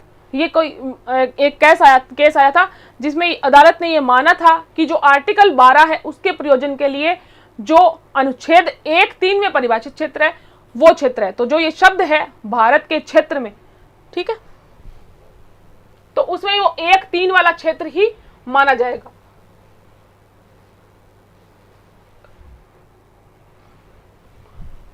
भारत सरकार के नियंत्रण, भारत के राज्य क्षेत्र के भीतर।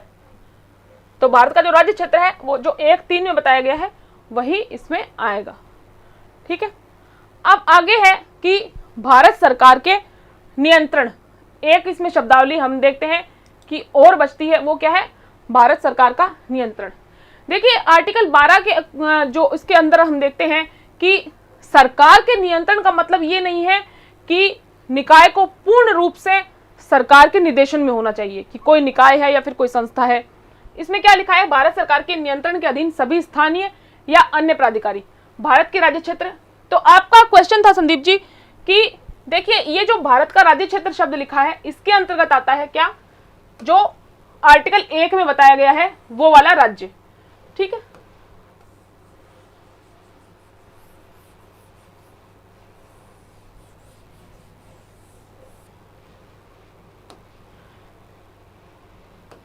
कि भारत के राज्य क्षेत्र, कि भारत का राज्य क्षेत्र कौन सा, 1-3 वाला कोई हम अर्जित कर लेते हैं, या फिर वर्तमान में जो भी हमारे पास अभी जो केंद्र शासित प्रदेश है और जितने राज्य हैं वो सब, तो ये उसमें वो ही आएगा। या फिर भारत सरकार के नियंत्रण के अधीन, ये सिर्फ प्राधिकरण है उनके लिए ये शब्द का प्रयोग किया गया है कि जिनको गवर्नमेंट बनाती है, इसलिए ये शब्द लिखा गया है कि भारत के अधीन सभी स्थानीय और अन्य प्राधिकारी, कि इंडिया की गवर्नमेंट के, जो भारत की सरकार के अधीन, मतलब जो इंडियन गवर्नमेंट के नीचे काम करते हैं, वो सब स्थानीय और अन्य प्राधिकारी वो हैं इसमें। ठीक है,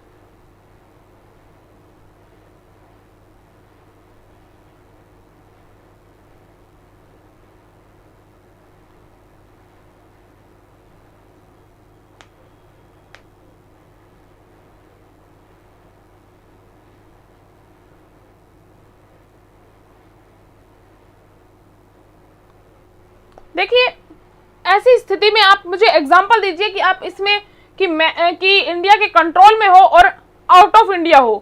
तो देखिए जैसे कि अभी आपने जब करंट अफेयर्स वाली क्लास पढ़ी होगी तो उसमें आपने देखा होगा कि दिल्ली आईआईटी की एक संस्था है जो बाहर खोली जा रही है, और इलाहाबाद में ऐसा करके कुछ आपने टॉपिक्स पढ़े होंगे कि कोई संस्था है जो अगर इंडिया के कंट्रोल में अगर बाहर स्थापित की जाती है, तो अगर वो भारत के बाहर भी है तो भी वो अगर भारत सरकार के नियंत्रण के अधीन है तो वो इसमें आएगी, मतलब राज्य के अंतर्गत आएगी। वहां पर भी अगर कुछ होता है तो वो राज्य ही माना जाएगा। ठीक है, डन। तो ये क्या है, भारत सरकार का नियंत्रण। ये लास्ट जो लाइन है ये समझते हैं कि अनुच्छेद 12 के अंतर्गत, मतलब कि सरकार के नियंत्रण का मतलब इसमें ये बिल्कुल भी नहीं है कि वो कंप्लीटली गवर्नमेंट के निर्देशन में हो। इसका मीनिंग सिर्फ ये है कि सरकार का जो है उस निकाय के कामकाज पर किसी न किसी रूप में नियंत्रण होना चाहिए। सिर्फ इसलिए कि कोई निकाय वैधानिक निकाय है, इसका मतलब ये नहीं है कि वो राज्य है। वैधानिक निकाय होना सिर्फ और सिर्फ ये नहीं बताता है कि वो राज्य हो जाएगा। वैधानिक और गैर वैधानिक दोनों निकायों को राज्य माना जा सकता है। उन्हें बस ये है कि सरकार से वित्तीय साधन मिलते हैं और सरकार उस पर व्यापक नियंत्रण रखती है या नहीं रखती है, और उस समय और बहुत सारी चीजें देखी जाती है कि वो राज्य में आती है या नहीं आती है। तो सरकार का नियंत्रण, इसका मतलब सिर्फ और सिर्फ ये नहीं है कि जनरल की कोई कामकाज अगर गवर्नमेंट देख रही है तो इसका मतलब ये नहीं है कि वो राज्य हो जाएगा। उस समय जिस बाद में भी जब क्वेश्चन मार्क आएगा कि ये राज्य है या नहीं, तो उस समय ये डिसाइड किया जाएगा कि वो राज्य में आता है या नहीं आता है। ठीक है, ओके। तो जैसे कि आप एक एग्जाम्पल के तौर पर आप देख सकते हैं कि जैसे दिल्ली परिवहन निगम है और ओएनजीसी है, बिजली बोर्ड है, ये सब शामिल है। लेकिन दूसरी तरफ आप देखेंगे कि एनसीईआरटी है, एनसीईआरटी इसमें शामिल नहीं है, क्योंकि न तो ये सरकार द्वारा पर्याप्त रूप से वित्तीय सहायता लेती है और न ही सरकार का इस पर व्यापक नियंत्रण है। तो जरूरी है कि कोई भी वैधानिक निकाय राज्य ना हो, ये हो सकता है, या फिर कोई गैर वैधानिक निकाय राज्य हो, ये हो सकता है। और गैर वैधानिक निकाय मतलब राज्य तभी माना जाएगा जब वो सरकार से वित्तीय संसाधन उसको मिलते हों और सरकार उस पर नियंत्रण रखती हो। ठीक है, तब वो राज्य के तहत आएगा। अब देखिए एक फाइनल एक केस आया था अजय हासिया। अजय हासिया सबसे इंपॉर्टेंट केस में से आता है, जो अभी तक जो ट्रेंड सेट है वो उसी के केस के अकॉर्डिंग है। अजय हासिया में मतलब अजय हासिया खालिद मुजीब 1980 का ये केस है। और इसमें क्या था, इस मामले में क्या था, एक इंजीनियरिंग कॉलेज था, उसका प्रबंधन एक सोसाइटी संभाल रही थी।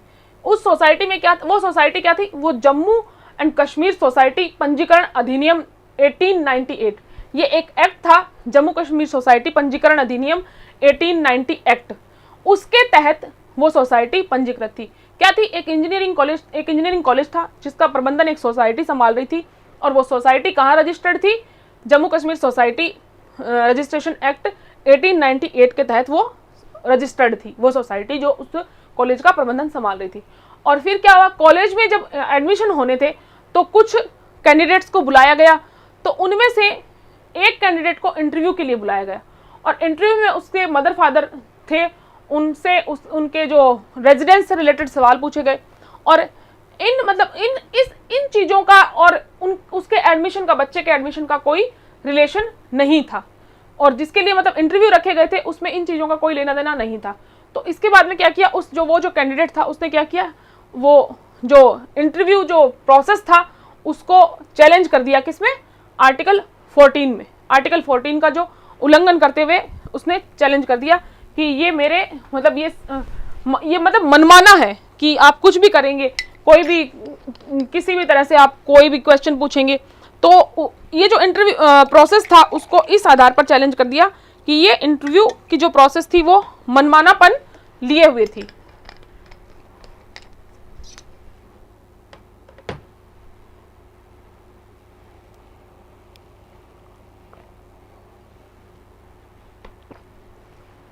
तो न्यायालय को इसमें क्या फाइनलाइज करना था कि इस एक्ट के तहत जो सोसाइटी जो रजिस्टर्ड है वो आर्टिकल 12 के तहत राज्य है या नहीं है।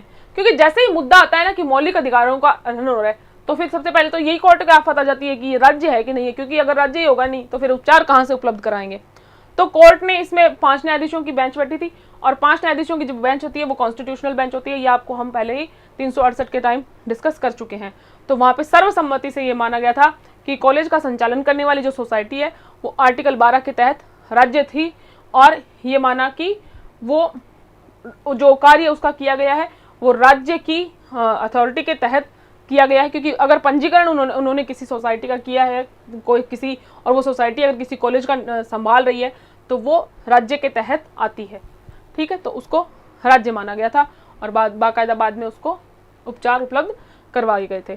और जो कॉलेज का संचालन करने वाली सोसाइटी, एक रीज़न ये बताया गया था कि जो कॉलेज का जो संचालन करने वाली सोसाइटी है वो एक कानून के तहत पंजीकृत थी, और सरकार ने सोसाइटी के कामकाज पर नियंत्रण रखा। क्योंकि देखिए, जब आप किसी संस्था को पंजीकृत कोई लो करता है तो एक तरह से वो एक जिम्मेदारी लेता है कि हाँ, अगर मैं इसको रजिस्टर कर रहा हूँ तो इसकी जो स्थितियाँ हैं, इसकी जो टर्म्स एंड कंडीशन है, इसकी जितनी सिचुएशंस है, इसके जितने काम हैं वो सब लीगल हैं। तो इस तरह से जो कॉलेज का संचालन करने वाली सोसाइटी है वो एक लॉ के अकॉर्डिंग रजिस्टर हुई है, और सरकार ने सोसाइटी के जो कामकाज पर जो है वो कंट्रोल रखा है। इसलिए जो सोसाइटी है वो सरकार की एक एजेंसी है। और इस बात में ये जो डिटरमाइनिंग टेस्ट जो है, ये बोला गया डिटरमाइनिंग टेस्ट की राज्य है या नहीं है। तो जो डिटरमाइनिंग टेस्ट है ये नहीं होता है कि कोई संस्था किसी विधि के अधीन बनाई गई है या फिर विधि के अधीन बनाई गई है या नहीं बनाई गई है, जबकि डिटरमाइनिंग टेस्ट ये होता है कि क्या संस्था राज्य के साधन के तौर पर, मीन्स या अभिकरण या राज्य के माध्यम के तौर पर काम कर रही है या नहीं कर रही है। ये देखना है कि डिटरमाइनिंग टेस्ट इस बेस पर आप नहीं करेंगे कि क्या वो कॉन्स्टिट्यूशन के तहत बनाई गई है वो संस्था, या क्या वो संस्था राज्य विधि के तहत बनाई गई है, जबकि डिटरमाइनिंग टेस्ट इस पे होगा कि वो जो संस्था है जिसके विरुद्ध आप वाद लाना चाहते हैं वो राज्य का अभिकरण है या नहीं, राज्य उसके माध्यम से कार्य कर रहा है या नहीं। और अगर इसका उत्तर हाँ होता है तो वह संस्था अन्य प्राधिकारी के तहत आएगी, और उसको अन्य प्राधिकारी के तहत उसको राज्य मानेंगे। और इस वाद में फाइनली ये जो डिटरमाइनिंग टेस्ट था उसके पॉइंट्स बताए गए थे कि इन आधारों पर, और अभी वर्तमान में भी यही चल रहे हैं कि इन आधारों पर कोई भी संस्था है उसको राज्य माना जा सकता है। और वो क्या क्या थे? एक तो कि पहला तो ये था कि निगम की संपूर्ण अंश पूंजी सरकार द्वारा धारित है, कि अगर सारा कैपिटल सरकार के द्वारा, राज्य के द्वारा दिया गया है तो वो राज्य के माध्यम से कार्य करने वाली संस्था मानी जाएगी या फिर राज्य का अभिकरण एजेंट मानी जाएगी। ठीक है। सेकंड ये था कि संपूर्ण अंश पूंजी एक तो गवर्नमेंट की होनी चाहिए, दूसरा कि जो राज्य द्वारा की गई आर्थिक सहायता है वो इतनी है कि उससे उस संस्था के सारे खर्चे चल रहे हैं। ठीक है, पहला क्या था कि संपूर्ण अंश पूंजी गवर्नमेंट की है, दूसरा ये है कि आर्थिक सहायता इतनी है कि उससे उसके सारे खर्चे निकल रहे हैं, तीसरा ये कि जहां निगम को राज्य द्वारा एकाधिकार दिया गया है, क्या दिया गया है, मोनोपोली उसको दी गई है उस संस्था को निगम के द्वारा, और जहां निगम द्वारा किए गए मतलब कार्य जो हैं वो लोक हित के हैं और ऐसे जो कार्य हैं वो सरकारी जो गवर्नमेंटल एक्ट हैं उनसे रिलेटेड है ये। और चौथा ये है कि उसको जो संस्था है उसको कोई ना कोई शासकीय विभाग हस्तांतरित किया गया है। एक तरह से आपने कोई शासकीय विभाग, अगर कोई एडमिनिस्ट्रेशन अथॉरिटी अगर उसको आपने दे दी है, कोई डिपार्टमेंट, एडमिनिस्ट्रेशन डिपार्टमेंट अगर उसको दे दिया है तो वो उसी का ही तो काम कर रही है। मतलब किसका काम कर रही है वो संस्था, राज्य का, तो इसलिए वो राज्य के अंतर्गत मानी जाएगी। ये जो आधार हैं, डिटरमाइनिंग टेस्ट के जो बेसिक्स हैं वो इस केस में बताए गए थे। केस का नाम क्या था, अजय हासिया वर्सेस खालिद मुजीब, 1980 का ये केस है, अजय हासिया वर्सेस खालिद मुजीब। ठीक है, इसके अलावा राज्य, बहुत सारी संस्थाएं हैं जिनको राज्य माना गया है। ठीक है, देखिए बहुत सारे निर्णय हैं, सब निर्णयों को हम डिस्कस नहीं कर पाएंगे क्लास में, तो मैं आपको बता दूंगी कि कौन कौन सा निर्णय। देखिए कि जीवन बीमा निगम है, और तेल और प्राकृतिक गैस आयोग है, कारखाना वित्त आयोग है, विश्वविद्यालय है, विधिक व्यक्ति जैसे कि कानूनी निगम, सरकारी कंपनी या फिर रजिस्टर्ड सोसाइटी, ये सब क्या है, ये राज्य के अंतर्गत आते हैं। और international airport authority, Uttar Pradesh राज्य भंडारण निगम, भारत पेट्रोलियम, भारतीय सांख्यिकी संगठन ISO और उत्तर प्रदेश कोऑपरेटिव बैंक, ये सब किस में आते हैं, राज्य में। भारतीय कृषि अनुसंधान जो परिषद है वो भी राज्य में आती है, और भारतीय खाद्य निगम, steel authority of India, central inland water transport corporation, भागीदारी फर्म और सैनिक स्कूल सोसाइटी और बाल सहायता संघ, ये सब क्या है, जैसे कि, और जो स्कूल 95% अनुदान से चलते हैं गवर्नमेंट के, वो भी राज्य के अंतर्गत आते हैं। और राष्ट्रपति अगर 359 के अंतर्गत आदेश जारी करता है तो वो भी राज्य माना जाएगा। इसके अलावा और जो मुख्य न्यायाधीश है, जब वह मुख्य न्यायालय के अन्य अधिकारियों की नियुक्ति करता है, मतलब प्रशासनिक काम,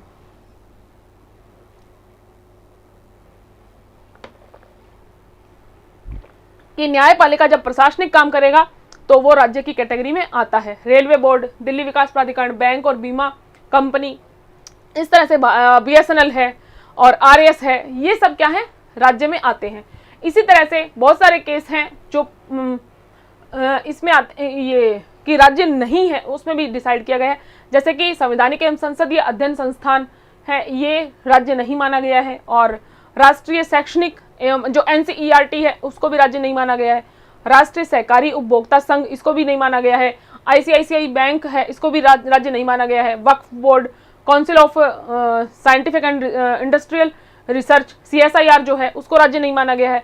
state council of education research and training, उसको भी नहीं माना गया है। Board of control for cricket in India, उसको भी राज्य नहीं माना। Board of control for cricket in India, ये वाला ध्यान में रखना।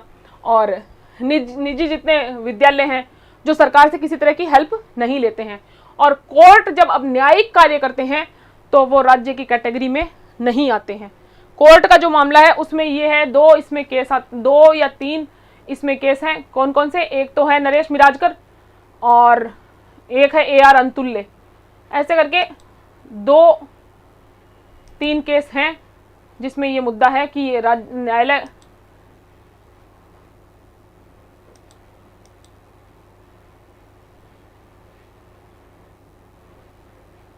कि न्यायालय राज्य में आता है या नहीं।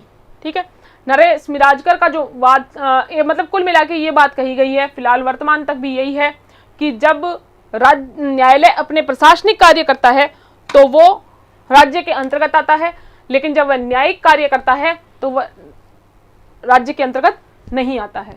ठीक है, और AR अंतुल्य वाद हालांकि लास्ट में आया हुआ है, लेकिन जो नरेश मिराजकर का जो वाद है, Naresh Mirajkar versus state of Maharashtra, उसी का मतलब जो है अभी तक चलता आया है। ठीक है, तो और इसमें भी कोई निश्चित तौर पर नहीं बताया गया था कि न्यायपालिका राज्य है या नहीं। तो मतलब कुल मिलाकर अगर आपसे कोई पूछता है तो यही आंसर होता है कि जब न्यायालय प्रशासनिक काम करता है, मतलब किसी अपने कोर्ट में किसी की नियुक्ति है या किसी एग्जाम कंडक्ट करवाना है, जैसे कि आरजेएस के एग्जाम, जुडिशरी के जो एग्जाम होते हैं वो हाई कोर्ट के द्वारा कंडक्ट करवाए जाते हैं। तो जैसे कोई एग्जाम कंडक्ट करवाना है या इस तरह के जब प्रशासनिक काम जब कोर्ट करता है तो वो राज्य की श्रेणी में आता है, और जब न्यायिक काम करता है तो वो राज्य की श्रेणी में नहीं आता है। क्योंकि जब वो न्यायिक काम करेगा तो वो कौन होगा, जो आर्टिकल 32 के तहत उपचार देता है, तो वो ऐसा काम नहीं कर सकता है। क्योंकि जब वो खुद, क्योंकि देखिए ये बहुत ही क्लियर कट लॉजिक है कि जब कोर्ट न्यायिक क्षेत्र में आएगा, मतलब न्यायिक कार्य करेगा, तो वो राज्य की श्रेणी में नहीं आता है। क्योंकि राज्य की श्रेणी में वो तब आ ही नहीं सकता है, क्योंकि वो तब वो अथॉरिटी है, राज्य जब न्यायिक काम करता है तब वो अथॉरिटी होता है जब वो मौलिक अधिकारों के हनन पर क्या देता है, उपचार उपलब्ध कराता है। तो जब वो खुद ही राज्य की श्रेणी में आ जाएगा तो वो ये काम कैसे करेगा। इसलिए जब न्यायालय न्यायिक कार्य करता है तो वो राज्य नहीं होता है, और जब प्रशासनिक कार्य करता है तो वो राज्य होता है। ठीक है, सब क्लियर?